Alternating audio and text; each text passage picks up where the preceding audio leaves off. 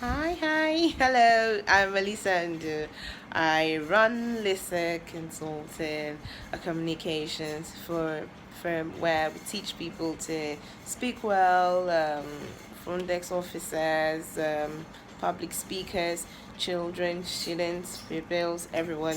If you want to learn how to speak well, if you want to improve your communication skills, we are your go-to guys. Yes, and today I'm teaching diction, I's, and T's. Yeah, sit back and relax and enjoy yourself. So, diction isn't about being fake and phony. Okay, it isn't about sounding like you speak through your nose. No, that's not diction. That's just something fake. I have no idea what it is. Diction is about the clarity of your speech, the soundness of your grammar, okay, and then using words at the right place and at the right time, and finally your stress control and intonation. All of this are part of the things that help you achieve or say, oh, I'm a good speaker, I have, well, I use proper diction when I speak. So you could actually know how to do those sounds and but you're saying the wrong words or you're using wrong tenses. So what do you say now? You're good at diction? Oh no, and oh no. So that's not diction. Now that I've said what diction is, today I'll look at um, how to achieve good diction. Remember, this is a free class, so I won't be going too deep into some lessons. I'll just mention, then I expect you to go back and make research. Yeah, no problem, that's okay. So the first thing I want to talk about is pronunciation of words. Okay, proper pronunciation of words will help with your diction. Now, how do I learn to pronounce words well? For you to pronounce words well, you have to you have to learn the sounds of the English language. Now, every language has its own sound. The English letter has its own sounds. There are 44 sounds in the English language.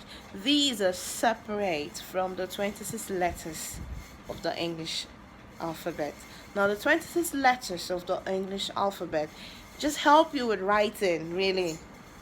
The letters just help you with writing. When you want to talk, okay, pronunciation and proper diction, you need to know the sounds of a language, of the English language. So the 24 consonant sounds and 20 vowel sounds, when you put them together, you have the 44 English sounds, the 44 sounds of the English language. Now, when you learn the sounds, you now learn to put the sounds together to properly pronounce a word. So a simple word like open, O-P-E-N. We're fond of saying open in the side of the world. So you want to open a book, open a door, open a window. When you see the phonetic transcription of that word in a dictionary, you see that's O and P and and open. And that's how to say the word open and not open, as we like to say. All right, so that's that simple word.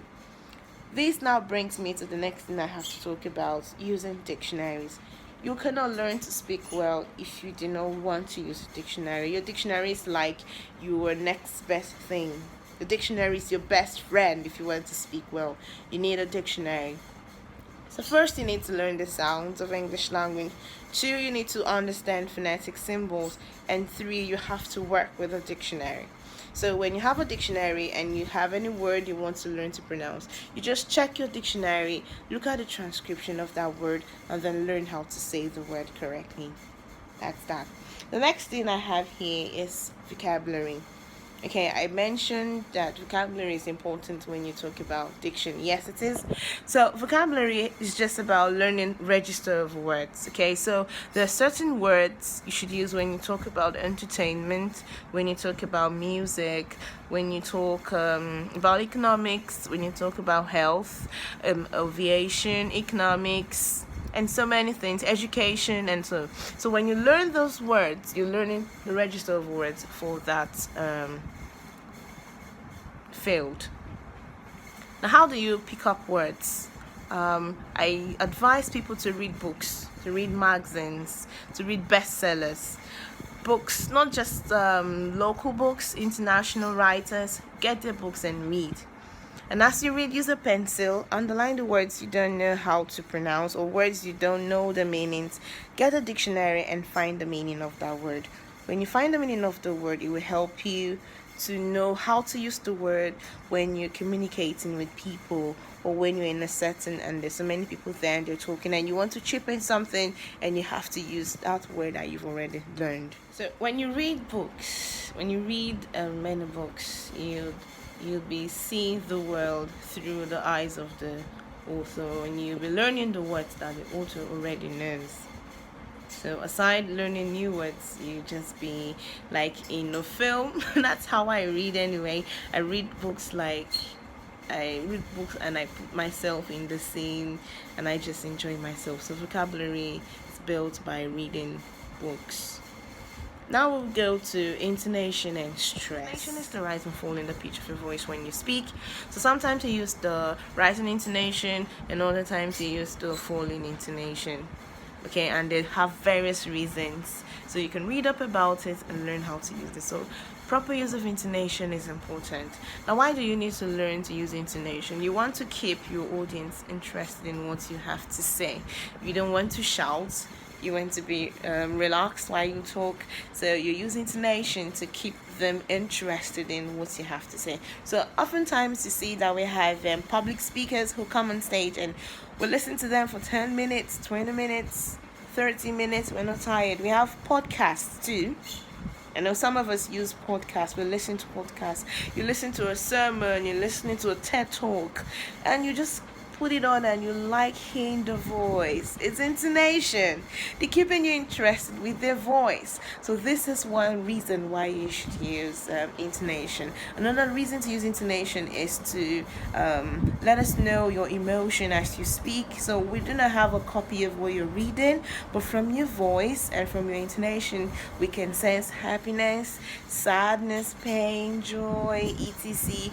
This is important too, and that's one reason why you're supposed to learn how to use intonation and why proper use of intonation is essential to achieving great diction. Yeah, there's something people say, I speak diction. You cannot speak diction, please. You cannot speak diction. You just have good diction or proper diction, or you're good at using right diction. You just cannot speak diction. Diction isn't a language.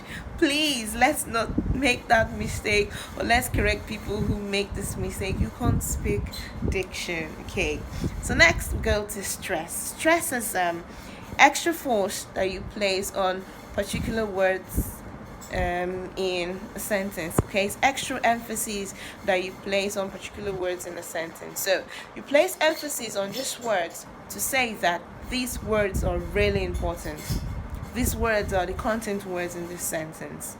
So you should learn to use stress properly if you want to be good at diction. Let me give some example. Now I have this sentence: I didn't say he stole the money.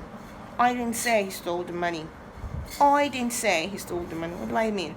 It means someone said he stole the money, but I didn't say it. It wasn't me. It wasn't me who said he stole the money. Probably my sister said it. Probably your brother said it. Perhaps his friend said it, but I didn't say he stole the money. I didn't say he stole the money. Same sentence, shifting stress. I didn't say he stole the money. I didn't say he stole the money. Stress on stole. I said something about him concerning the money, but not that he stole it. So I probably said he found it. Probably also say he saw it. I probably say he picked it up, but I didn't say he stole the money. So I didn't say he stole the money. I said something, but I didn't say he stole the money. Same sentence. I didn't say he stole the money. I didn't say he stole the money. I said someone stole the money. Yes, I did. But I didn't say he did it. So it could have been, I said she did it. I said they stole it. I said we stole it. But I didn't say he stole the money. So I said something about who stole the money. I said I mentioned who stole the money, but I didn't finger him as the person that stole the money. So you see, I shifted stress from different words in the same sentence, and I've changed the meaning of that sentence. So this is important also with diction, stress placement. Finally, you should pace yourself. Okay, you're just learning to speak well. You shouldn't expect that you'll speak quickly. You shouldn't expect that you'll be very fast. Okay, you shouldn't just try. Rome was built in a day. Well, Rome wasn't built in a day, I meant to say, but it started one day. Okay, even the Tower of Babylon, and they tried to build, they didn't finish it, but it started one day. A journey of 1,000 miles begins with one step. So pace yourself. What I'm trying to say here is try to say as many words as you can correctly say in a limited time. So if you have 1 minute, you want to say 5 words correctly in 1 minute, it's not wrong, it's okay. What time you grow to say 10 words in 1 minute, you grow to say 15 words in 1 minute, and before you know it, you're saying many words in as little as a minute, because you've built confidence and you've mastered certain words. Okay, another thing that can help is if you have a presentation to make, or you're supposed to address children or assembly, or there's a meeting where you want to attend and you'll be a keynote speaker somewhere in a conference, one thing you can do to help yourself is to write out the words you think you'd say, get a dictionary, transcribe those words, transcribe them, and then read to yourself, read from the transcription and note from the handwritten long words. Read from the transcription, not the words themselves. Now the reason for this is when you read from the transcription and you record yourself, you play back and then hear, oh, I sounded nice here, oh, I didn't pronounce this word correctly, and then you learn to pronounce that word again and do the recording one more time.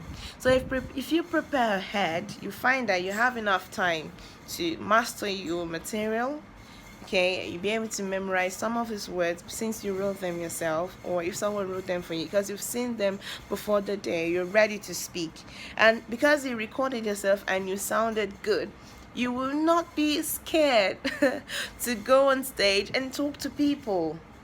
So learning to record yourself and prepare ahead is also important when you want to achieve good diction. Okay, now one other thing you should know is how to pronounce the past tense forms of regular verbs. So we have verbs that take the ed letters to say the past tense forms, or ing to say the present continuous form.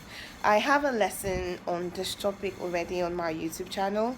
I'm Lisa Consultant. There I taught how to pronounce the ed in words. So words that end in ed or ted or ded, you learn how to pronounce them. So some words need to pronounce as t, some should be pronounced as d, and some ed or ted should be pronounced as tid or did. And there's a simple way to learn how to do it. There's a little way to do it. So it's on my YouTube channel. Just go there, Lisa Consulting on YouTube, and you see the video. Okay, I also have an article on the same lesson on my blog, www.lisaconsulting.com/blog. When you go there, if you don't want to watch the video, you can just read up on the lesson there and learn how to use it, and then apply as you speak with people or in a circle of friends. So that's that. Okay, so at the end, I'll just say diction isn't about fake, phony voices. I'm repeating it. It's about pronouncing words well. It's about correct use of tenses. It's about your grammar. It's about your vocabulary. It's also about intonation, and it's also about stress. So learning all of this and then putting them together will help you achieve good diction or proper diction when you speak and become more confident. Okay, let's not get worried when we talk to people. Just learn these things and you'll be good to go. If you need help with this, or if you need someone to come coach students in your school, I'm available.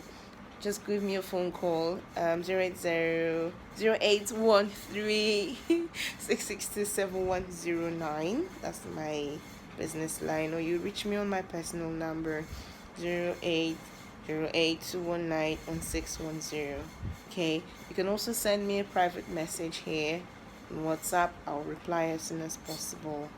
Okay, so this is the end of our lesson today. You can ask questions, just put them there and I'll reply.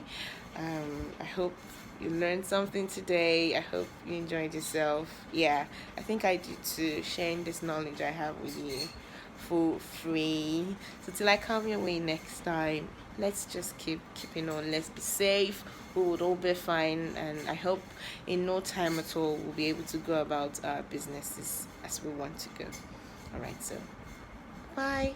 See you next time.